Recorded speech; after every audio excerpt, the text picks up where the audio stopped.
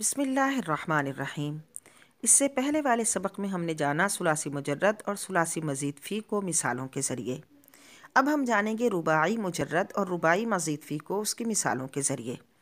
رباعی مجرد وہ جس میں صرف 4 ہی حروف اصلی ہوں، جیسے دحرجہ، اس کا وزن نکالیں گے فعللہ، وزن نکالنے کے لیے ایک لام زائد کر دیں گے۔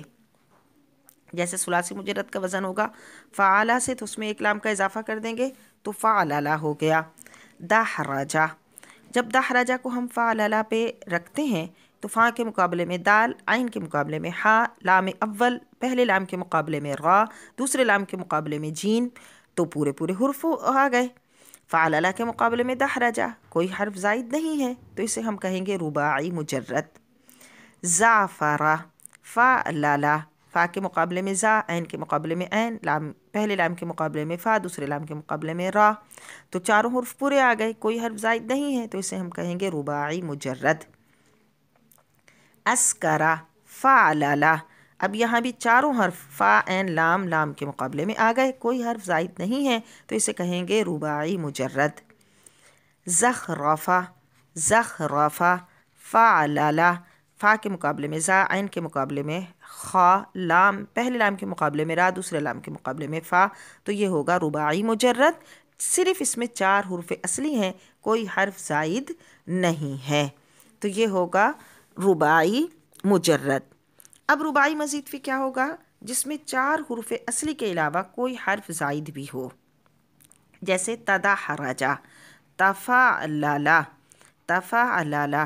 اب اس میں پتہ چل گیا کہ فا کے مقابلے میں دال، عین کے مقابلے میں ہا، پہلے لام کے مقابلے میں را، دوسرے لام کے مقابلے میں جیم، اور تا کے مقابلے میں ہے تدحرجہ، تفعللہ، تو یہ تا زائد ہوگا، لہٰذا ہم اسے کہیں گے کہ یہ رباعی مزید فی ہے جس میں 4 حروف اصلی کے علاوہ کوئی حرف زائد بھی ہے۔ اسی طرح تزندقہ، تفعللہ، تا کے مقابلے میں ہے تو تا زائد ہو گیا، اور زا، نون، دال، قاف فعللہ کے مقابلے میں ہو گئے، تو پتہ چلا کوئی حرف زائد ہے، تو یہ رباعی مزید فی۔ تب تسربلہ، تسربلہ، تسربلن، اسم ہوگا تو یوں پڑھیں گے وہ، تو تفعللن، اسم بھی ہو سکتا ہے، فعل بھی ہو سکتا ہے، رباعی مجرد رباعی مزید فی۔ تسربلن، تفعللن، تو اس میں تا زائد ہو گیا، اور سین، را، با، لام، فا، عین، لام پہلے لام اور دوسرے لام کے مقابلے میں آ گئے، تو سین، را، با، لام یہ حروف اصلیہ ہیں اور تا زائد ہے، تو یہ رباعی مزید فی۔ لہٰذا ہم یہ کہیں گے کہ رباعی مجرد وہ ہے جو حروف اصلیہ کے مقابلے میں ہوں اور اس میں چاروں حروف اصلی ہوں گے۔ رباعی کا معنی 4، اسی لیے اس شعر کو بھی رباعی کہا جاتا ہے جس میں 4 مصرے ہوتے ہیں۔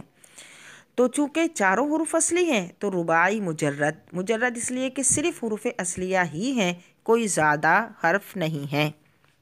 اور رباعی مزید فی وہ جس میں حروف اصلیہ کے علاوہ کوئی حرف زائد بھی ہے، تو لہٰذا اسے کہیں گے رباعی مزید فی۔